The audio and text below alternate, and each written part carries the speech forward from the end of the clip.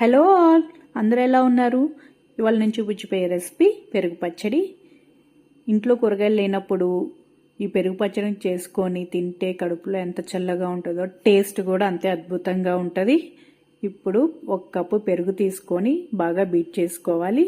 Beat చేసుకున్న తర్వాత ఒక ½ గ్లాస్ వాటర్ పోసుకొని బాగా మిక్స్ చేసుకోవాలి. యాక్చువల్లీ పెరుగు పులుపుదైతే చాలా బాగుంటుంది 2 డేస్ది. ఇప్పుడు ఒక కడాయి తీసుకొని స్టవ్ ఆన్ చేసుకొని 2 టేబుల్ స్పూన్స్ ఆయిల్, 1 స్పూన్ తాలింపు గింజలు, 2 ఎండుమిర్చి, తరిగిన అల్లం ముక్కలు, ఉల్లిపాయ, పచ్చిమిర్చి బాగా ఇవన్నీ వేసుకొని వేయించుకోవాలి. కరివేపాకు వేసుకోవాలి.